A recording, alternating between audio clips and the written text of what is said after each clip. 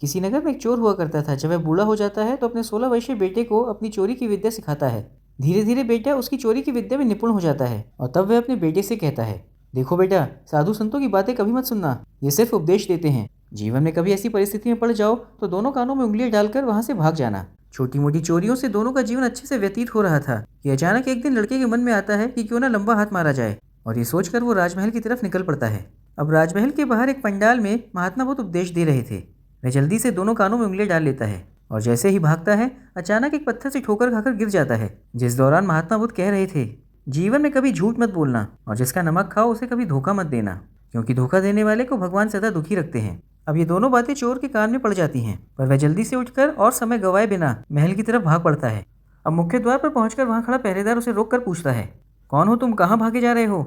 मैं चोर हूँ और चोरी करने जा रहा हूँ, चोर जवाब देता है। पर चोर के हाव भाव और साधारण वस्त्र देखकर पहरेदार उसे एक सेवक समझता है और महल में जाने की आज्ञा दे देता है। महल में प्रवेश करते ही चोर की नजर एक कमरे में पड़ती है जहाँ कुछ लोग सरकारी धन जमा कर रहे थे। वह खिड़की के रास्ते से कमरे में घुसकर अपने थैले में कुछ अशर्फियां और जेवरात भर लेता है और होशियारी से निकल पड़ता है। अब जैसे ही आगे बढ़ता है तो पास ही में रसोई घर से उसे बहुत अच्छी सुगंध आती है। रसोई घर में घुस और अनेक प्रकार के स्वादिष्ट भोजन देखकर वह खाने पर टूट पड़ता है, पर पेट भरने के बाद चलते वक्त वो अपना धन का थैला वहीं छोड़ देता है। और जैसे ही मुख्य द्वार पर पहुंचता है पहरेदार उसे रोक कर पूछता है, क्या हुआ, चोरी कर ली? अब इससे पहले कि चोर कुछ बोलता पीछे से रसोइया शोर मचाता हुआ आता है, पकड़ो पकड़ो, चोर भागा जा रहा है। और ये सुनते ही पहरेदार चोर को राजा के सामने उपस्थित कर देता है। फिर राजा के पूछने पर चोर कहना प्रारंभ करता है, महाराज, मैं एक चोर हूँ जो कि चोरी के इरादे से आपके महल में आया था, पर बाहर पंडाल में बहुत बचने के बावजूद महात्मा बुद्ध के कहे गए 2 वचन मेरे कानों में पड़ गए। जीवन में कभी झूठ मत बोलना और जिसका नमक खाओ उसे कभी धोखा मत देना, वरना ईश्वर तुम्हें सदा दुखी रखेंगे। अब उनके इन्हीं वचनों को ध्यान में रखते हुए पहरेदार के पूछने पर मैंने खुद को चोर बताया। चोरी तो की, पर क्योंकि भोजन के माध्यम से आपका नमक खा लिया था, इसलिए चोरी किया गया धन का थैला वहीं रसोई घर में छोड़ दिया।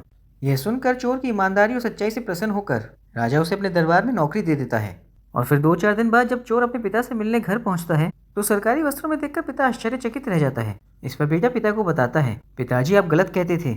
यदि उस दिन महात्मा बुद्ध के वचन सुनकर मैं उनके मुताबिक काम न करता तो मुझे राजदरबार में अच्छी नौकरी न मिलती।